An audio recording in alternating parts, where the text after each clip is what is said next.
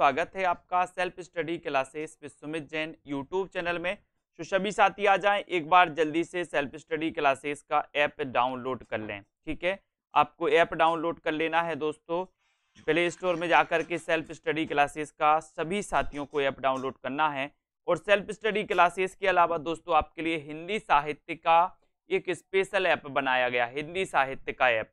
तो आप हिंदी साहित्य के इस ऐप को डाउनलोड कर सकते हो और इसमें दोस्तों आपके लिए केवल हिंदी साहित्य से संबंधित मटेरियल और दोस्तों इनसे संबंधित स्टडी नोट्स आपको यहाँ पर प्राप्त होंगे। ठीक है, और आपको हम बता दें कि दोस्तों हिंदी साहित्य के लिए अगर आप निरंतर अध्ययन करना चाहते हैं और पढ़ना चाहते हैं हिंदी साहित्य रेगुलर, तो आपके लिए एक बढ़िया ऑफर आया है दोस्तों। मात्र 3 दिनों के लिए ऑफर है ना, जिसके लिए आप एडमिशन लेना है टीजीटी पीजीटी वाले, मास्टर कैडर वाले या फिर यूपी एलटी ग्रेड वाले, जो भी हिंदी साहित्य पढ़ना चाहते हैं, निरंतर अध्ययन करना चाहते हैं दोस्तों और निरंतर रेगुलर ट्रिक से पढ़ना चाहते हैं, अभ्यास करना चाहते हैं, वो सभी साथी मात्र 1100 रुपए में हिंदी साहित्य का संपूर्ण कोर्स दोस्तों इसमें ले सकते हैं। ठीक है, तो अभी ये 1100 का ऑफर है 12 महीना की वैलिडिटी के साथ। और इसमें मैं आपको बता दे रहा हूं कि इस कोर्स में आपके लिए क्या क्या मिलने वाला है। तो इसमें आपको 858 तो रिकॉर्डेड वीडियो है दोस्तों, 858 रिकॉर्डेड वीडियो है, प्लस इसमें ई बुक की तरह दोस्तों आप इसकी 57 फाइल है, पीडीएफ फाइल जो ई बुक की तरह आप पढ़ सकते हो। 150 इसमें टेस्ट हैं आपके लिए, 150 टेस्ट जो टॉपिक वाइज रहेंगे और 1 साल का पूरा आपके लिए दोस्तों इसकी वैलिडिटी है। ठीक है, इसमें और मैं बता दूं कि ट्रिकी वीडियो भी रहेंगे, लाइव क्लासें भी रहेंगी, डाउट्स वाले वीडियो भी रहेंगे, लाइव क्लासों के रिकॉर्डेड वीडियो भी रहेंगे। तो ये सारी चीजें आपको इस हिंदी साहित्य के संपूर्ण कोर्स में मिलने वाली है, जो कि दोस्तों आपके लिए एक बढ़िया ऑफर आया है 1100 रुपए का। ठीक है, 1100 रुपए में 12 महीने तक आप निरंतर अध्ययन कर सकते हैं। ठीक है, स्टार्ट करते हैं। अपन यहाँ पर पढ़ने वाले हैं आज काल विभाजन के बारे में पढ़ेंगे। काल विभाजन एवं नामकरण के बारे में जितने भी दोस्तों अभी तक आ चुके हैं सभी साथी, वो एक बार जल्दी से लाइक जल्दी कर दो। ठीक है, लाइक कर दो। और हिंदी साहित्य के इतिहास ग्रंथों में काल विभाजन के लिए 4 पद्धतियों का आश्रय लिया गया। काल विभाजन से एक क्वेश्चन आपका पक्का आता है, एक क्वेश्चन हर एग्जाम में बनता है काल विभाजन से। तो आपको काल विभाजन को पढ़ना है।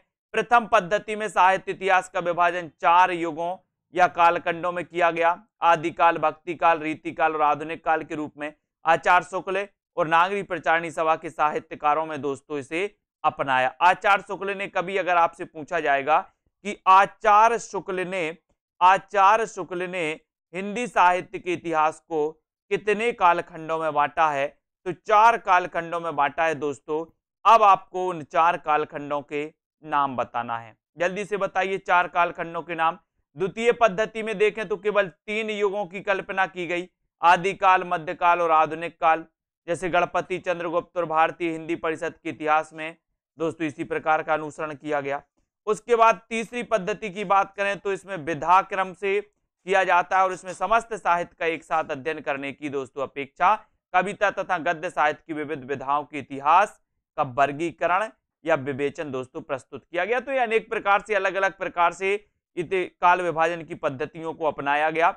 इनको अपन आगे देखने वाले यहाँ पर आ जाते हैं कि चतुर्थ पद्धति एक ऋजु पद्धति है, जिसमें शुद्ध कालक्रम के अनुसार वस्तुगत विभाजन को ही यथार्थ माना है। वैसे अगर अपन मानते हैं इतिहास लेखन की 4 पद्धतियां हैं दोस्तों, इतिहास लेखन की 4 पद्धतियां अपन ने पढ़ी हैं, वो पद्धतियां भी अपन पढ़ते हैं कालक्रमानुसार, वर्णानुक्रम, विधेयवादी, इस प्रकार से। ठीक है, लेकिन यहां पर आपको बताना है कि आचार्य रामचंद्र शुक्ल ने जो हिंदी साहित्य के इतिहास को 4 कालखंडों में बांटा है, वो 4 कालखंड कौन कौन से हैं वो आपको कमेंट में लिखना है, जल्दी से लिखो। डॉक्टर गिरियर्सन ने the modern vernacular literature of Hindustan के 12वें अध्याय में काल विभाजन का स्पष्ट निर्देश दिया है। कौन से अध्याय में?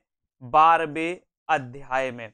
ठीक है, तो 12वें अध्याय आपको याद रख लेना है, ये 12वें अध्याय में। अब आपसे पूछा जाता है कि the modern vernacular literature of Hindustan के रचनाकार कौन है, तो आपको ग्रियर्सन बताना है। ग्रियर्सन कहाँ के विद्वान थे, तो ग्रियर्सन आपको जल्दी से बताना है। और दोस्तों ग्रियर्सन जो थे, इन्होंने ये जो ग्रंथ लिखा था वो लिखा था 1888 में, 1888 में ये ग्रंथ लिखा, इसको याद रख लेना। और एशियाटिक सोसाइटी ऑफ बंगाल की दोस्तों पत्रिका के विशेषांक में ये प्रकाशित हुआ। उसके बाद पुस्तकाकार के रूप में ये 1889 में दोस्तों प्रकाशित हुआ, पुस्तक के आकार के रूप में। ठीक है, तो डॉक्टर ग्रियर्सन का काल विभाजन अपन देखेंगे। इन्होंने चारण काल कहा दोस्तों, 700 से 1400 ईस्वी का जो काल था इन्होंने चारण काल कहा। अब आपसे सबसे पहले क्वेश्चन तो यहीं से बनता है कि हिंदी साहित्य के आदि काल को या प्रारंभिक काल को चारण काल की संज्ञा किसने दी? तो चारण काल की संज्ञा किसने दी? ग्रियर्सन ने दी, डॉक्टर ग्रियर्सन ने चारण काल की संज्ञा। ठीक है, इन्होंने 700 से लेकर के 1400 ईस्वी इसका काल माना। कभी कभी ऐसा भी पूछा जाता है कि जो ग्रियर्सन साहब है, डॉक्टर ग्रियर्सन है, इन्होंने चारण काल की समय सीमा कितनी मानी है? कभी कभी ऐसा भी क्वेश्चन आता है, तो आपको समय सीमा भी पता होनी चाहिए कि सर 700 से लेकर के 1400 ईस्वी का जो काल माना है वो चारण काल माना है किसने? डॉक्टर ग्रियर्सन ने। ये सबसे इंपॉर्टेंट क्वेश्चन यहां से बनेगा, सभी को याद करना है। और उसके बाद 15वीं सदी का धार्मिक पुनर्जागरण। ठीक है, मलिक मोहम्मद जायसी का प्रेम काव्य, ब्रज का कृष्ण काव्य 1500 से 1600 ईस्वी, ये माना इन्होंने। फिर मुगल दरबार, तुलसीदास रीति काव्य इन्होंने 1580 से 1692। ठीक है, तुलसीदास की अन्य परवर्ती कवि 1600 से 1700, 18वीं शताब्दी 1700 से 1800, और 10वां जो इन्होंने माना कंपनी के शासन में हिंदुस्तान, विक्टोरिया के शासन में हिंदुस्तान, और विविध अज्ञात कवि। तो इन प्रकार से, इस प्रकार से दोस्तों सबसे ज्यादा इंपॉर्टेंट इनका यही है चारण काल। कभी कभी पूछा जाता है कि हिंदी साहित्य के प्रारंभिक काल को या आरंभिक काल को चारण काल किसने कहा? तो सबसे पहले चारण काल कहा था ग्रियर्सन ने। ग्रियर्सन ने कहा था सबसे पहले चारण काल। और आपको पता है कि इन्होंने चारण काल की जो समय सीमा मानी थी वो 700 से 1400 ईस्वी मानी थी। ठीक है, आप लोग अगर नोट कर रहे हो तो नोट भी करते जाएं।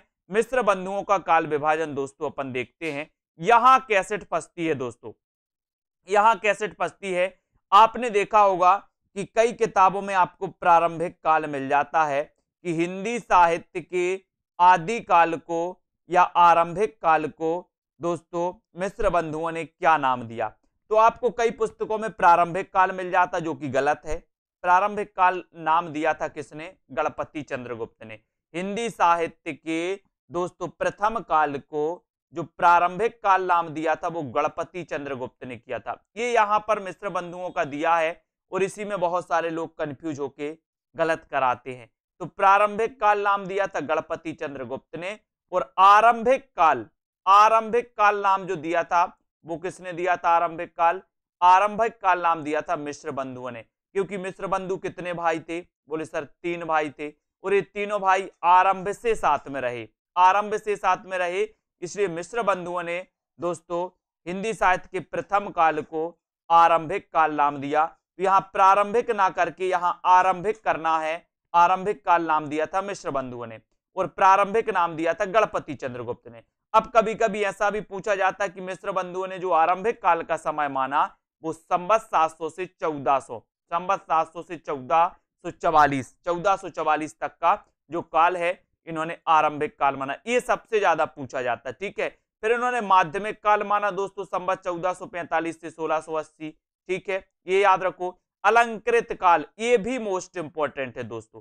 अब आपसे पूछा जाता है कि बताइए रीति काल को अलंकृत काल किसने कहा? रीति काल को अलंकृत काल किसने कहा? तो अलंकृत काल संवत 1681 से 1889 का जो काल है इसे अलंकृत काल कहा, और अलंकृत काल कहा किसने? मिश्र बंधुओं ने। याद करते जाना। फिर उसके बाद परिवर्तन काल 1890 से संवत 1890 से 1925 का काल इन्होंने परिवर्तन काल नाम दिया, और उसके बाद दोस्तों 1926 से जो नाम दिया वो वर्तमान काल नाम दिया। और ये भी कई बार आया है कि आधुनिक काल को वर्तमान काल नाम किसने दिया? तो आधुनिक काल को वर्तमान काल नाम दिया मिश्र बंधुओं ने, वर्तमान काल। तो सबसे इंपॉर्टेंट इनका क्या है? एक तो आरंभिक काल है, मिश्र बंधुओं ने हिंदी साहित्य के प्रथम काल को आरंभिक काल नाम दिया। दूसरा इनका अलंकृत काल पूछा जाता है कि रीति काल को अलंकृत काल किसने कहा? तो मिश्र बंधुओं ने कहा। आधुनिक काल को वर्तमान काल किसने कहा? तो मिश्र बंधुओं ने कहा। ठीक है, तो ये चीज अपन को नोट्स करना है, यहां से क्वेश्चन आते ही हैं। साथ ही इनकी समय सीमा भी अगर याद कर पाओ तो बहुत अच्छा हो जाएगा। उसके बाद आचार्य रामचंद्र शुक्ल की बात करें तो इन्होंने दोस्तों वीरगाथा काल, ठीक है, और यहाँ भक्ति काल, रीति काल और गद्य काल, ये नाम इन्होंने दिया। ये क्वेश्चन कई बार आया कि हिंदी साहित्य के प्रथम काल को या फिर प्रारंभिक काल को वीर गाथा काल नाम किसने दिया? तो वीर गाथा काल नाम किसने दिया? आचार्य रामचंद्र शुक्ल ने, सभी लोगों को पता है। आदि काल नाम किसने दिया? तो आदि काल नाम दिया था हजारी प्रसाद द्विवेदी ने, जो बाद में दोस्तों सर्वमान्य हो गया आदि काल। तो याद रख लेना कि वीर गाथा काल दिया था दोस्तों रामचंद्र शुक्ल ने। अब रामचंद्र शुक्ल के काल विभाजन में दो क्वेश्चन आते हैं, एक तो आता है वीर गाथा काल का और दूसरा आता है गद्य काल का, कि हिंदी साहित्य के आधुनिक काल को गद्य काल किसने कहा? तो गद्य काल किसने कहा दोस्तों? रामचंद्र शुक्ल ने। और कभी कभी गद्य काल का समय भी पूछा जाता है कि संवत 1900 से 1984 ये गद्य काल का समय माना जाता है, ठीक है। रीति काल 1700 से 1900, भक्ति काल संवत 1375 से 1700, इसको याद रख लेना। तो वीर गाथा काल अपन को पता चल गया संवत 1050 से 1375, भक्ति काल संवत 1375 से 1700, रीति काल संवत 1700 से 1900 और गद्य काल संवत 1900 से 1984। इनको अपन को याद कर लेना है, ये आपसे पूछे जाते हैं और इनमें से दो आपके सबसे ज्यादा पूछे जाते हैं, एक तो वीर गाथा काल और दूसरा गद्य काल, ठीक है, इसको याद रखो। फिर बात करते डॉक्टर रामकुमार वर्मा की। अभी आपसे पूछा जाएगा, इसलिए आप लोग तैयार रहना कि आपसे कितना आपने दोस्तों कैच किया है, कितना आप कैच कर पा रहे, कितना आप पढ़ पा रहे हो, ठीक है। तो सभी लोग बिल्कुल तैयार रहना पढ़ने के लिए। अब सबसे ज्यादा आपको बताना है, सबसे पहले आपको बताना है कि दोस्तों रामकुमार वर्मा का जन्म कब हुआ था। रामकुमार वर्मा ने हिंदी का प्रथम कवि किससे माना है? तो फटाक से आप कमेंट में लिखेंगे। यहां पर रामकुमार वर्मा की बात करें तो इन्होंने जो काल विभाजन किया, इन्होंने दोस्तों हिंदी साहित्य का जो आरंभिक काल था उसे संधि काल नाम दिया, यानी कि हिंदी साहित्य के प्रथम काल को संधि काल नाम किसने दिया? तो वो दिया रामकुमार वर्मा में। सबसे ज्यादा क्वेश्चन यही पूछा जाता है और पूछा भी ये जाता है कि हिंदी साहित्य के प्रथम काल को संधि काल नाम किसने दिया? रामकुमार वर्मा ने, है ना, आपको याद रख लेना है, ठीक है। उसके बाद संवत 750 से 1000 का काल, ये भी मोस्ट इंपोर्टेंट है क्योंकि काल भी आपको याद रख लेना है। काल याद रख लेना कि इन्होंने संधि काल का समय क्या माना है? तो इन्होंने संधि काल का समय माना है दोस्तों संवत 750 से 1000। संवत 750 से 1000 का जो काल था ये संधि काल माना किसने? रामकुमार वर्मा ने। आपको बताना रामकुमार वर्मा ने जो ग्रंथ लिखा था उस ग्रंथ का नाम क्या है और वो ग्रंथ कब लिखा ये भी आपको बताना है। तो फटाक से कमेंट में लिखें। और यहां पर एक क्वेश्चन और आता है कि हिंदी साहित्य के आदि काल को चारण काल किसने कहा? तो चारण काल अपन ने पढ़ लिया कि सर 700 से लेकर के 1400 का जो काल था इसको ग्रियर्सन ने क्या माना था? चारण काल माना था। यहां पर अपन ने पढ़ा था ग्रियर्सन के काल विभाजन में कि 700 से लेकर के 1400 ईस्वी का काल चारण काल इसे कहा था किसने? ग्रियर्सन ने। लेकिन उसके बाद सबसे पहले ग्रियर्सन ने ही दोस्तों चारण काल कहा था आदि काल को। लेकिन अगर बात करें कि आदि काल को जो चारण काल कहा वो रामकुमार वर्मा ने भी कहा। तो दो व्यक्तियों ने आदि काल को चारण काल कहा और उनके नाम क्या हैं? एक का नाम ग्रियर्सन और दूसरे का नाम क्या है? डॉक्टर रामकुमार वर्मा। लेकिन इन्होंने जो समय सीमा मानी वो अलग अलग मानी। ग्रियर्सन ने दोस्तों 700 से 1400 ईस्वी याद रख लेना, ईस्वी के काल को इन्होंने चारण काल कहा, जबकि रामकुमार वर्मा ने संवत 1000 से 1375 के काल को क्या माना? क्या माना? चारण काल माना। दोनों क्वेश्चन मोस्ट इंपोर्टेंट है, दोनों क्वेश्चन आपसे पूछा जाता है, ठीक है। तो याद रख लेना संधि काल और चारण काल। फिर उसके बाद भक्ति काल तो कॉमन है 1375 से 1700, रीति काल भी कॉमन है, आधुनिक काल भी कॉमन है। तो डॉक्टर रामकुमार वर्मा की अगर बात करें तो दो क्वेश्चन आपसे पूछे जाते हैं, इनको आपको याद रख लेना, इनको आपको भूलना नहीं है, ठीक है। अब यहां पर ऐसे कितने साथी हैं जिन्होंने सेल्फ स्टडी क्लासेस ऐप को डाउनलोड नहीं किया? और जो भी साथी ट्रिक से पढ़ना चाहते हैं हिंदी साहित्य को, जो आपको लाइफ टाइम तक याद रहे, एग्जाम हॉल में जब आप बैठो तो आपको याद आए, ऐसा अगर अध्ययन आप करना चाहते हैं तो अभी बढ़िया ऑफर है हिंदी साहित्य के संपूर्ण कोर्स में एडमिशन लेने के लिए। 1100 में 12 महीने तक आप रेगुलर अध्ययन कर सकते हैं लाइव क्लासों के माध्यम से और रिकॉर्डेड क्लासों के माध्यम से। इतनी चीजें आपको क्लियर हैं तो जल्दी से कमेंट में लिखो। और आपने बहुत बढ़िया बताया है कि सर राम कुमार वर्मा ये छायावादी आलोचक माने जाते हैं, छायावादी कवि माने जाते हैं। राम कुमार वर्मा ने स्वयंभू को हिंदी का प्रथम कवि माना। राम कुमार वर्मा का जन्म 1905 में हुआ था। राम कुमार वर्मा की बात करें तो इन्होंने आलोचनात्मक हिंदी साहित्य का आलोचनात्मक ग्रंथ लिखा, और ये ग्रंथ कब लिखा तो 1938 में लिखा। और ये ग्रंथ कौन सा था, ये ग्रंथ अधूरा ग्रंथ था, ऐसा आपको याद है। उसके बाद डॉक्टर हजारी प्रसाद द्विवेदी के बारे में बात करें तो दोस्तों इनका जन्म हुआ था 1907 में। किसका, हजारी प्रसाद द्विवेदी का। और इनके बारे में दो कथन सबसे ज्यादा एग्जाम में जो आते हैं, जो मैंने कई बार आपको बताया है कि मैं जोर देकर कहना चाहता हूं कि हिंदी साहित्य का इतिहास वैसा ही होता, मुस्लिम आक्रमण ना भी हुए होते तब भी वैसा ही होता जैसा कि आज है। और इन्होंने हिंदी साहित्य के जो विकास को इन्होंने स्वाभाविक माना था कि ये तो स्वाभाविक है, ये तो विकास होना ही था। ठीक है, ये हजारी प्रसाद द्विवेदी ने माना था। और सबसे ज्यादा जो पूछा जाता है इनका, ये पूछा जाता है आदिकाल, सबसे ज्यादा आदिकाल पूछा जाता।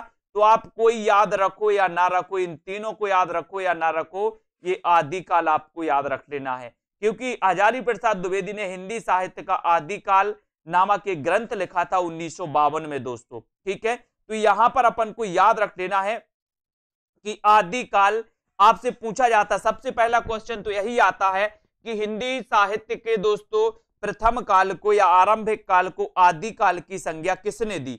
तो आदिकाल की जो संज्ञा दी थी वो हजारी प्रसाद द्विवेदी ने दी थी, है ना। बोले इनने भी कहा कि मैं हजारों बार कहूंगा आदिकाल आदिकाल आदिकाल, हजारों बार कहूंगा। तो हजारों बार कहोगे आदिकाल, तो आदिकाल कौन कहेगा, हजारी प्रसाद द्विवेदी कहेंगे। अब इसकी समय सीमा भी पूछी जाती है दोस्तों, 1000 संवत 1000 से 1350। लेकिन बात यहीं तक नहीं रुकी, आपको भी एक क्वेश्चन बताना है कि रामचंद्र शुक्ल ने वीर गाथा काल का समय क्या माना। वीर गाथा काल, क्योंकि उन्होंने आदिकाल को वीर गाथा काल नाम दिया था, और उन्होंने 12 रचनाओं को प्रमाणिक बताया था कि इन रचनाओं के आधार पर हमने इसको आदिकाल वीर गाथा काल कहा। और उन्हीं रचनाओं में कुछ आलोचकों ने सेंध लगाई और उन्होंने कहा कि बीसल देवरासु तो श्रृंगारिक रचना है, ये तो इस प्रकार की रचना है। और उन्होंने जो आचार्य रामचंद्र शुक्ल का वीर गाथा काल था उसको दोस्तों क्या बताया, ये वीर गाथा काल नहीं था, इस प्रकार से। तो जो हजारी प्रसाद द्विवेदी ने आदिकाल नाम दिया, इसको ही सर्वमान्य घोषित किया गया, और दोस्तों सब लोगों ने इसको स्वीकार किया। तब आपको पता है कि सर 1000, अब यहां आप लोग चूक जाते हो कि हजारी प्रसाद द्विवेदी हजार से मानेंगे, कहां से मानेंगे, 1000 से 1350 का काल मानेंगे ये आदिकाल, और रामचंद्र शुक्ल 1050 से मानेंगे, 1050 से 1375 मानेंगे। ठीक है, ये दोनों चीजें आपको याद होनी चाहिए, क्योंकि दोनों में बहुत कंफ्यूजन होता है और क्वेश्चन यहां से पूछा भी जाता है। ठीक है, उसके बाद आदर्श और सर्व प्रचलित काल विभाजन की बात करें तो इस प्रकार से अनेक दोस्तों, ये आदिकाल 1450, ये इस प्रकार से, बाकी यहां से क्वेश्चन नहीं आते। आपको तो वो चीजें याद रखनी है। थोड़ा सा मैं आपसे क्वेश्चन पूछ रहा हूं, आपको बताना है कि डॉक्टर ग्रियर्सन ने चारण काल की समय सीमा क्या मानी है, जल्दी से बताइए। डॉक्टर ग्रियर्सन ने चारण काल की समय सीमा क्या मानी है, आपको कमेंट में लिखना है। 9 बजे इसी प्रकार की क्लास आपकी चलती है दोस्तों, और आप लोग इसी प्रकार से अटेंड करते रहें। और अगर आप चाहते हैं कि दोस्तों पेड कोर्स में हमें एडमिशन लेना है और बढ़िया तरीके से न्यू नोट्स पर आधारित और दोस्तों बहुत ही अच्छे विस्तृत पढ़ना है, तो आप लोग एडमिशन ले सकते हैं। अभी 3 दिन के लिए ऑफर आया मात्र 1100 में। ठीक है, तो हिंदी साहित्य इतिहास में आदिकाल के नामकरण को लेकर सर्वाधिक विवाद है। अब अपना आदिकाल यहां से प्रारंभ हो रहा है। अभी तक अपन ने हिंदी साहित्य के इतिहास ग्रंथों को पढ़ा, हिंदी साहित्य के दोस्तों इतिहासकारों के बारे में पढ़ा, काल विभाजन के बारे में पढ़ा, और बहुत बढ़िया आपने आंसर लगाया है कि 700 से लेकर के 1400 का जो काल था, ये इन्होंने क्या माना, इसको चारण काल नाम दिया। देखो अभी भी बहुत सारे लोग कंफ्यूज हो रहे हैं, यही तो होता है, आप लोग कंफ्यूज होते हो। और यहां पर अपन एक बार अगर देखें तो यहां पर आ जाओ, यहां पर अपन पढ़ चुके हैं कि सर इन्होंने चारण काल की समय सीमा 700 से लेकर के 1400 ईस्वी मानी है। देखो बहुत सारे लोग 700 से 1000 लिख रहे हैं, क्या है ये कुरैशी जी, 700 से 1000 माना क्या? कुछ लोग 700 से 1300 लिख रहे हैं।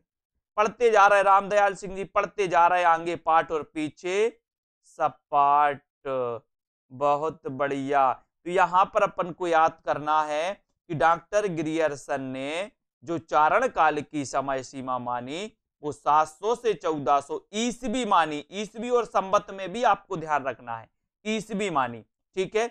उसके बाद आपको अगला क्वेश्चन आता है, आपको बताना है कि राम कुमार वर्मा ने संधि काल की समय सीमा क्या मानी है। जल्दी से बताओ, राम कुमार वर्मा ने संधि काल की समय सीमा क्या मानी है। फटाफट से 5 क्वेश्चन हम आपसे पूछेंगे और पांचों के उत्तर आपको सही देना। एक क्वेश्चन हो गया है, दूसरा क्वेश्चन आपका आने वाला है, राम कुमार वर्मा ने संधि काल की समय सीमा क्या मानी है। फटाक से बताइए और जब तक लाइक कर दीजिए सभी लोग और शेयर भी कर दिया करो अपने मित्रों तक। जिनको भी पढ़ना है दोस्तों हिंदी साहित्य, निरंतर अध्ययन करना है, रेगुलर अध्ययन करना है, ट्रिक से पढ़ना है, वो सभी साथी आ जाए, self study classes app download कर लें और कोर्स में एडमिशन लेकर के बहुत बढ़िया तरीके से दोस्तों लाइव क्लासों का आनंद लें, टेस्ट लगा करके अपना अध्ययन मजबूत करें। तो बहुत बढ़िया आंसर आया है कि सर रामकुमार जो वर्मा हैं इनका जन्म 1905 में हुआ था और इन्होंने आरंभिक काल को संधि काल नाम दिया था।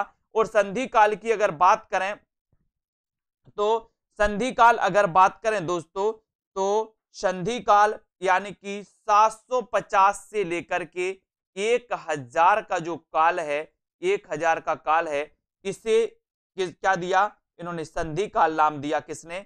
राम कुमार वर्मा ने, ठीक है। हिंदी साहित्य इतिहास में आदिकाल के नामकरण को लेकर सर्वाधिक विवाद है।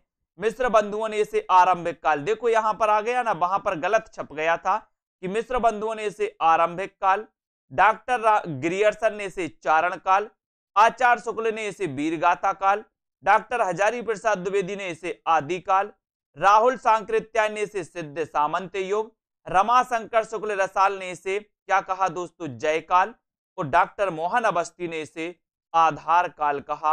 अब आप कहोगे कि सर क्वेश्चन कौन सा आएगा, तो मैं आपसे कहूंगा कि काल विभाजन में अगर आप इतना पढ़ लेते हो, इतना पढ़ लेते हो तो 1 नंबर का आपका पक्का हो जाता अच्छे से, ठीक है।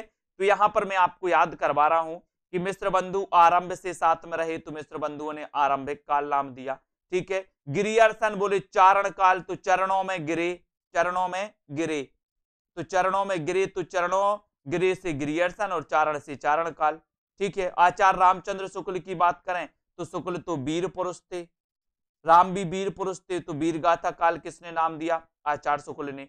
हजारी प्रसाद द्विवेदी ने आदिकाल नाम दिया, आदिकाल। हजारी प्रसाद द्विवेदी क्या बोले कि हम तो हजारों बार बोलेंगे, एक बार नहीं हजारों बार बोलेंगे कि इसका नाम आदिकाल ही है। अब हजारों बार जो व्यक्ति बोलेगा तो उसकी मानना पड़ेगा। सब लोगों ने मानी, बोले चलो ज्यादा नहीं परेशान हो हजारी दी, आप बोल रहे हो तो आदिकाल मान लेते हैं। तो हजारी प्रसाद द्विवेदी ने आदिकाल कहा, ठीक है, ये भी अपन को याद करना। उसके बाद राहुल सांकृत्यायन ने सिद्ध सामंत, अब राहुल तो क्या है, बोले सिद्धि प्राप्त करने में लगे हैं, राहुल सिद्ध हो जाए बस, ठीक है। राहुल गांधी, जैसे अपन राहुल गांधी का नाम पढ़ते हैं राजनीति में, तो राहुल गांधी क्या सोच रहे हैं कि जनता एक बार सिद्ध हो जाए, प्रधानमंत्री बना जाए। ऐसी राहुल सांकृत्यायन अपने साहित्य में है, ये भी क्या चाहते थे कि साहित्य एक बार सिद्ध हो जाए, सिद्ध हो जाए, ठीक है। तो राहुल सांकृत्यायन ने सिद्ध सामंत युग कहा, ये क्वेश्चन कई बार आया।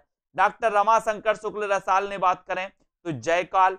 अब बोले राम और शंकर की तो जय होती है, जय होती कि नहीं होती, बोले सर होती है जय, राम जी की जय, शंकर जी की जय, तो राम और शंकर तो रमाशंकर, ठीक है, और जय होती तो जयकाल इन्होंने कहा आदिकाल को, ठीक है। उसके बाद मोहन अवस्थी, अब मोहन अवस्थी याद रख लेना, बोले सर मोहन अवस्थी का तो हमें आधार कार्ड बनवाना है।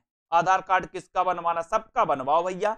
आप लोगों ने आधार कार्ड बनवा लिया, शांत हो गए, अब मोहन अवस्थी जी का भी अपन को आधार कार्ड बनवाना है। तो आधार कार्ड से क्या बनेगा, आधार काल, और यहाँ पर अवस्थी दिया है तो अवस्थी से ऐसे भी याद कर सकते हो कि जब सर अवस्था हो जाती है, 90 साल की अवस्था हो जाए तो आपको एक आधार की जरूरत पड़ती है। आपने देखा होगा अपने घर में बुजुर्ग में 90 साल के जो बुजुर्ग होते वो आधार लिए रहते, लाठी का आधार लेते हैं, चलते हैं, है ना, 80 साल का। तो आधार काल कहा किसने, मोहन अवस्थी ने। हिंदी आदिकाल को धीरेन्द्र वर्मा ने अपभ्रंश काल कहा, और चंद्रधर शर्मा गुलेरी ने भी क्या कहा, अपभ्रंश काल कहा। तो अपन ने पढ़ा था कि अपभ्रंश को धीरे से गोली मारो, अपभ्रंश को इसी प्रकार से ट्रिक से आपको याद करवाया जाता है दोस्तों। अपभ्रंश को धीरे से गोली मारो। तो अपभ्रंश से अपभ्रंश काल, धीरे से धीरेन्द्र वर्मा, गोली से गुलेरी हो जाएंगे। तो गुलेरी और धीरेन्द्र वर्मा ने हिंदी साहित्य के आदिकाल को अपभ्रंश काल नाम दिया। उसके बाद महावीर प्रसाद द्विवेदी की बात करें तो आपको पता है कि महावीर भगवान ने अहिंसा के बीज बोए, अहिंसा के बीज बोए, बोले जियो और जीने दो, ये कहा। तो अहिंसा के बीज को किसने बोए? बोले सर महावीर भगवान ने। तो बीज से क्या बनेगा? बीज बपन काल, और बीज तो बोए महावीर ने, इसलिए महावीर प्रसाद द्विवेदी ने क्या कहा? बीज बपन काल कहा इसको।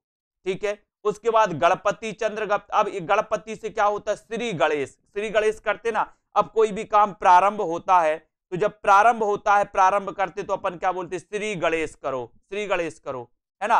तो गणपति चंद्रगुप्त ने इसे प्रारंभिक काल नाम दिया। वासुदेव, वासुदेव का क्या हुआ? बोले सर वासुदेव का उद्भव हुआ, उद्भव हुआ तो उद्भव काल नाम दिया। अब इतना अगर आपको अच्छे से याद हो गया तो निश्चित तौर पर 1 नंबर आपका पक्का हो गया। यहां से एग्जाम कोई भी देने जाओ, काल विभाजन नामकरण से एक क्वेश्चन पूछा जाता है। ठीक है। तो यहां पर बात करें कि सर आरंभिक काल मिश्र बंधुओं ने, चारण काल गिरियर्सन ने और रामकुमार वर्मा ने भी कहा, वीरगाथा काल शुक्ल जी ने, आदिकाल हजारी प्रसाद द्विवेदी ने, राहुल सांकृत्यायन ने तो सिद्ध सामंत युग कहा। ठीक है। रमाशंकर शुक्ल रसाल ने जयकाल, मोहन अवस्थी ने आधार काल, धीरेन्द्र वर्मा और गुलेरी ने अपभ्रंश काल नाम दिया। इसको याद करो। बीज बपन काल महावीर प्रसाद द्विवेदी ने, ये भी अपन को याद करना है। ठीक है। उद्भव काल कहा किसने? दोस्तों वासुदेव ने, और प्रारंभिक काल कहा गणपति चंद्रगुप्त ने। इसको याद कर लेना है। यहां पर दोस्तों एक नोट्स दिया था, ये आपको यहां पर देखो, यहां पर दिया है कि संवत में से 57 वर्ष घटा देने से ईसवी सन ज्ञात हो जाता है। क्या हो जाता है? जैसे संवत अपन ने चलाया क्या? 1050, ये संवत है। अब संवत ये है, इससे आप 57 घटा दो तो आपको ईसवी प्राप्त हो जाएगा। यानी कि जो संवत है वो ईसवी से 57 वर्ष आगे चलती है। ठीक है। क्या चलती है? जो संवत है वो ईसवी से 57 वर्ष आगे चलता है। तो ये अपन को याद रख लेना है। कभी अगर आपसे पूछा जाए कि बताइए, ईसवी में पूछ लिया जाए कि रामचंद्र शुक्ल ने आदिकाल का जो शुरुआत मानी, आदिकाल का समय माना है वो बताइए, और नीचे ईसवी में दिया है, ईसवी में दिया है तो आपको मात्र संवत पता है, तो संवत में आप क्या कर दोगे? 57 वर्ष घटा देना, 57 वर्ष घटा देना, और 57 वर्ष आप घटा दोगे तो आपको ईसवी सन ज्ञात हो जाएगा, 57। ठीक है। तो ये भी आपको पता चल गया। अब यहां पर आते हैं, थोड़े से आगे बढ़ते हैं और पढ़ने का प्रयास करते हैं। सभी लोग लाइक जरूर कर दिया करो, एक बार शेयर भी कर दिया करो, इतनी बम्पर बम्पर ट्रिक निकल के आती हैं। और जिनको भी रेगुलर अध्ययन करना है, लाइव क्लासों से जुड़ना है दोस्तों, वो सभी साथी सेल्फ स्टडी क्लासेस ऐप को डाउनलोड कर लें और कोर्स में एडमिशन लेने। अभी बढ़िया मौका है, मात्र 1100 में आप इसमें एडमिशन ले सकते हो। ठीक है। सराहपा की रचनाओं का संपादन राहुल सांकृत्यायन ने दोहा कोश नाम से दोस्तों इन्होंने की थी, और शिवसेन सेंगर ने पुष्य या पुण्य को हिंदी का प्रथम कवि माना। ये क्वेश्चन आपके पीजीटी में आ गया था, आपसे पूछा गया था कि पुष्य या पुण्य को हिंदी का प्रथम कवि किसने माना, ये क्वेश्चन आपका आया था दोस्तों। तो पुष्य या पुण्य को जो कई विद्वान ने दोस्तों पुष्य या पुण्य को पुष्पदंत ही माना है, पुष्पदंत, क्योंकि पुष्पदंत अपन पढ़ते हैं दोस्तों कि जैन आचार्य माने जाते हैं पुष्पदंत, और इन्होंने महापुराण ग्रंथ लिखा। महापुराण आपने पढ़ा होगा, महापुराण ग्रंथ जिसमें 63 सलाका पुरुषों के बारे में दोस्तों बताया गया महापुराण में। तो महापुराण जो ग्रंथ लिखा था वो पुष्पदंत ने लिखा था, और पुष्पदंत ने दोस्तों अपने आप को अभिमान मेरु कहा था। क्या कहा था? अभिमान मेरु। तो कई विद्वान पुष्य या पुण्य को पुष्पदंत ही मानते हैं। तो अपन को याद करना है कि शिवसेन सेंगर, जिन्होंने शिवसेन सरोज की रचना की थी 1883 में, और इन्होंने पुष्य या पुण्य को हिंदी का प्रथम कवि माना दोस्तों, प्रथम कवि। ये आपको याद रख लेना, मोस्ट इंपोर्टेंट है। ठीक है। डॉक्टर गणपति चंद्रगुप्त ने शालिभद्र सूरी, शालिभद्र सूरी का नाम आपने सुना होगा, ये भी दोस्तों जैन आचार्य हैं शालिभद्र सूरी, और इन्होंने भरतेश्वर बाहुबली रास की रचना की थी। आपने दोस्तों जैन ग्रंथों में पढ़ा होगा कि भरत और बाहुबली ऋषभदेव भगवान के 2 पुत्र हैं। ठीक है।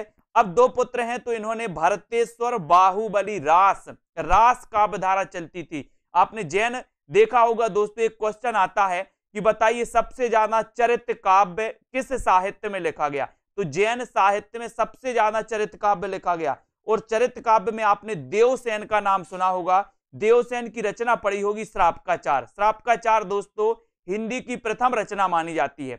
हिंदी की प्रथम रचना कौन सी मानी जाती है? श्रापकाचार। श्रापकाचार दोस्तों देवसेन की रचना है और 933 ईस्वी में इसकी रचना हुई थी। किसकी? श्रापकाचार की। इसमें दोस्तों श्रावक धर्म का वर्णन किया गया है। काय में? श्रापकाचार में। कई बार क्वेश्चन आता है कि हिंदी की प्रथम रचना कौन सी है, तो श्रापकाचार आपको बताना है। श्रापकाचार के रचनाकार कौन है? तो आपको देवसेन बताना है, जो कि जैन आचार्य है दोस्तों। ठीक है, तो यहां पर शालिभद्र सूरी को हिंदी का प्रथम कवि किसने माना, ये क्वेश्चन कई बार आएगा। तो गणपति चंद्र गुप्त ने माना। और इनकी एक रचना है कौन सी? भरतेश्वर बाहुबली रास। तो भरतेश्वर बाहुबली रास को हिंदी की प्रथम रचना मानने वाले जो हैं वो कौन है? गणपति चंद्र गुप्त। इसको याद कर लेना। और डॉक्टर रामकुमार वर्मा ने स्वयंभू को हिंदी का प्रथम कवि माना। आपको पता होगा दोस्तों स्वयंभू भी जैन आचार्य हैं। स्वयंभू क्या है? जैन आचार्य हैं। इन्होंने पयोमचर्यु नामक एक ग्रंथ लिखा जो जैनी रामायण कहलाता है। पयोमचर्यु अपभ्रंश में लिखा गया। अपभ्रंश का प्रथम महाकाव्य है। राम काव्य पर आधारित एक ग्रंथ है पयोमचर्यु। और ये महाकाव्य दोस्तों, क्योंकि अपभ्रंश के प्रथम महाकवि कौन माने जाते हैं? स्वयंभू माने जाते हैं। इसको याद रख लेना दोस्तों। और स्वयंभू ने पयोमचर्यु ग्रंथ लिखा जिसे कि जैनी रामायण कहा जाता है। ठीक है, याद रख लेना। और रामकुमार वर्मा ने इन्हीं स्वयंभू को हिंदी का प्रथम कवि दोस्तों क्या किया? घोषित किया। और देवसेन कृत श्रापकाचार हिंदी की प्रथम साहित्यिक रचना मानी जाई। और इसके 250 दोहों में, कितने दोहों में? 250 दोहों में श्रावक धर्म का वर्णन किया गया। श्रावक धर्म का वर्णन किया गया। दोस्तों जैन साहित्य आपने पढ़ा होगा, जैन धर्म के ग्रंथ आपने पढ़े होंगे, क्योंकि जो हिंदी साहित्य है इसमें सबसे ज्यादा चरित्र काव्य जो लिखा गया जैन साहित्य में लिखा गया। ठीक है, और जैन साहित्य दोस्तों सबसे प्रमाणिक साहित्य माना जाता है, ऐसा भी अपन ने पढ़ा है। ठीक है, तो 250 दोहों में श्रावक धर्म का वर्णन किया गया, ये अपन को याद रख लेना। ठीक है, उसके बाद जो क्वेश्चन आता है कि सिद्ध कवियों की संख्या कितनी है, तो सिद्ध कवियों की संख्या 84 मानी जाती है। आपने देखा होगा दोस्तों कि सिद्ध साहित्य और नाथ साहित्य आपने दोस्तों वज्रयान, सहजयान, हीनयान, इस प्रकार से दोस्तों जो बौद्ध धर्म की शाखाएं थी इनको आपने पढ़ा होगा। तो वज्रयान शाखा से संबंधित दोस्तों यहाँ पर सिद्ध साहित्य, नाथ साहित्य, इस प्रकार से इनका जन्म हुआ। तो सिद्धों की संख्या और नाथों की संख्या, एक क्वेश्चन आपसे पूछे जाते हैं। आपसे पूछा जाता है कि सिद्धों की संख्या कितनी थी, तो सिद्धों की संख्या कितनी थी? 84। सिद्धों का संबंध बौद्ध धर्म की कौन सी शाखा? वज्रयान, जिसे कि क्या कहा जाता था दोस्तों? सहजयान शाखा। तो याद रख लेना कि सिद्ध जो थे ये बौद्ध धर्म की शाखा कौन सी थी? वज्रयान। और वज्रयान को ही क्या कहा जाता? सहजयान कहा जाता है। इससे संबंधित थे, इनकी संख्या 84 थी। प्रथम सिद्ध माने जाते हैं सरहपा, 8वीं शताब्दी। ठीक है, सहज जीवन पर बहुत अधिक बल देते थे, इन्हें सहजयान का प्रवर्तक माना जाता है। किसको? सरहपा को। तो एक क्वेश्चन आता है कि प्रथम सिद्ध कौन थे, तो सरहपा। लेकिन दूसरा क्वेश्चन आता है कि सिद्धों में सर्वोच्च स्थान किसका था? जल्दी से बताइए कमेंट में। सिद्धों में 84 सिद्ध थे, सिद्धों में सर्वोच्च स्थान किसका था और प्रथम सिद्ध कौन थे? तो प्रथम सिद्ध तो आपको पता चल गया कि सर प्रथम सिद्ध सरहपा थे। सरहपा को राहुल सांकृत्यायन ने हिंदी का प्रथम कवि माना। ठीक है, लेकिन सिद्धों में जो सर्वोच्च स्थान था वो किसका था, ये आपको बताना है। तो जल्दी से कमेंट में लिखेंगे। 4 महिला भी सिद्धों में थी। बिल्कुल सही है विजय जी। और सिद्ध कवियों में नौरात्म्य, भावना, काया, योग, सहज, शून्य तथा समाधि की विभिन्न अवस्थाओं का वर्णन किया गया। और वर्णाश्रम अवस्था पर तीव्र दोस्तों इन्होंने प्रयास किया। तो आपने बताया कि सर सिद्धों में सर्वोच्च स्थान जो था वो सर्वोच्च स्थान था लुइपा का। किसका था? लुइपा का। ठीक है, लेकिन प्रथम सिद्ध कौन थे? सरहपा। यहां पर आपको कंफ्यूज होने की जरूरत नहीं है। यह सिद्धों ने संध्या भाषा शैली में रचनाएं की। और संध्या भाषा वस्तुतः अंतः साधनात्मक अनुभूतियों का संकेत करने वाली प्रतीक भाषा है।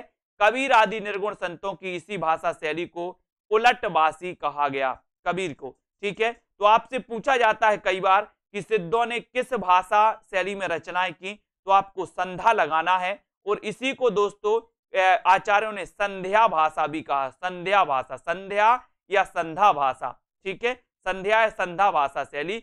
अब बात करें नाथ पंथ की, तो एक क्वेश्चन अटक जाता है दोस्तों, आपको बताना है कि नाथ पंथ के प्रवर्तक कौन थे। तो कई बार आपने मच्छेंद्र नाथ पढ़ा होगा, मत्स्येंद्र नाथ जिनका नाम है, और दोस्तों मच्छेंद्र नाथ जो कि गोरखनाथ के गुरु थे।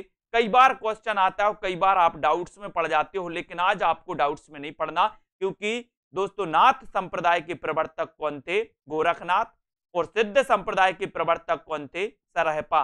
याद रखते ना, सिद्ध संप्रदाय या सहज यान के जो प्रवर्तक थे वो कौन थे, सरहपा। ठीक है। और नाथ पंथ में गोरखनाथ ने हठ योग का प्रवर्तन किया और इन्होंने ब्रह्मचर्य, वाक संयम, शारीरिक मानसिक शुचिता अपनाने पर जोर दिया, मदमास के त्याग हेतु आग्रह किया, और इन्होंने ब्राह्मणों के कर्मकांड एवं वर्ण व्यवस्था पर क्या किया, तीव्र प्रहार किया। कभी कभी पूछा जाता गोरखनाथ या गोरखनाथ दोस्तों, ये गोरखनाथ के गुरु कौन थे, तो मच्छेंद्र नाथ थे, इसको याद रख लेना। लेकिन आपको ये क्वेश्चन आता है कि दोस्तों गोरखनाथ ने हठ योग का प्रवर्तन किया, हठ योग में हा का अर्थ क्या है और ठा का अर्थ क्या है, ये क्वेश्चन भी कई बार आया है। तो जल्दी से बता दो हा का अर्थ क्या है और ठा का अर्थ क्या है।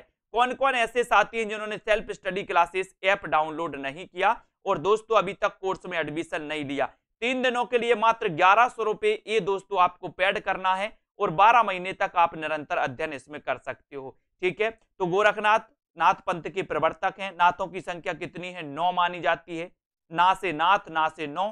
ठीक है, ये भी अपन को याद रख लेना। और गोरखनाथ याद रखो, और गोरखनाथ के गुरु मच्छेंद्र नाथ थे, ये भी आपका हो गया। और आपको पता है कि सर हा का अर्थ सूर्य और ठा का अर्थ है चंद्र। बहुत बढ़िया, ये क्वेश्चन भी आया हुआ है कि हा का अर्थ क्या है और ठा का अर्थ क्या है, तो हा का सूर्य और ठा का चंद्र। ठीक है, ये याद रखोगे। ईला पिंगला नांद बिंदु साधना, सठ चक्र भेदन, शून्य चक्र में कुंडलिनी का प्रवेश आदि नाथों की अंत साधना के ये मुख्य अंग थे। संधा भाषा या उलटवासी शैली प्रयोग इन्होंने भी किया। और जैन मतावलंबी अधिकांश काव्य गुजरात, राजस्थान और दक्षिण में लिखा गया, यह साहित्य प्रमाणिक रूप में उपलब्ध है। तो कौन सा साहित्य, जैन साहित्य। और जैन मतावलंबी रचनाएं 2 प्रकार की हैं, जिनमें नाथ सिद्धों की तरह अंत साधना, उपदेश नीति, सदाचार आदि का मंडन और कर्मकांड, वर्ण व्यवस्था आदि का खंडन है। ये रचनाएं दोहों में और मुक्तक काव्य में दोस्तों रचित हैं। तो इनको अपन जो जैन साहित्य है इसको अपन कल पढ़ेंगे कि जैन साहित्य किस प्रकार से लिखा गया, जैन आचार्य कौन कौन से हैं जिन्होंने साहित्य लिखा। चरित्र काव्य जो सबसे ज्यादा जैन साहित्य में लिखा गया, सबसे प्रमाणिक साहित्य जैन साहित्य। कभी अगर आपसे पूछा जाए कि सबसे प्रमाणिक साहित्य कौन सा माना जाता है, तो जैन साहित्य माना जाता है दोस्तों। ठीक है, तो सभी लोग वीडियो को एक बार लाइक करें और दोस्तों अपने मित्रों तक शेयर करें। और जिन भी साथियों को बड़े अच्छे से ट्रिक से पढ़ना है और बहुत अच्छे से विस्तृत पढ़ना है, एक एक क्वेश्चनों पर दोस्तों आपको अपनी पकड़ बनाना हिंदी साहित्य में, तो आप self study classes app download कर लो। ये सेल्फ स्टडी क्लासेस ऐप है दोस्तों आपका, इसको आप डाउनलोड कर सकते हो। ठीक है, और इसको डाउनलोड कर लेते हो तो यहाँ पर आपके लिए दोस्तों ये आपका क्या है 1100 का आपके लिए ऑफर है, 3 दिन के लिए आप इसको कर सकते हो। और ये आपका हिंदी साहित्य का संपूर्ण कोर्स वाला एक कोर्स है। इसमें आपके लिए 858 रिकॉर्डेड वीडियो हैं, 57 फाइल हैं पीडीएफ फाइल, जिनको आप ई बुक की तरह पढ़ सकते हो। 150 टेस्ट हैं, 1 साल की वैलिडिटी है। ठीक है, ट्रिकी वीडियो हैं, डाउट्स वाले वीडियो हैं, लाइव क्लासों के रिकॉर्डेड वीडियो हैं, लाइव क्लास भी यहाँ पर चलती है। ठीक है, तो सभी साथियों को कैसा लगा लाइक करें, शेयर करें अपने मित्रों तक। बीनू जी, पूनम जी, हर्षिता जी, उदय यादव जी, रामदयाल जी, ठीक है, और रश्मि पाठक जी, सभी साथी का सपोर्ट आगे बढ़ाने के लिए चैनल दोस्तों अपने मित्रों को जिनको भी हिंदी साहित्य पढ़ना है।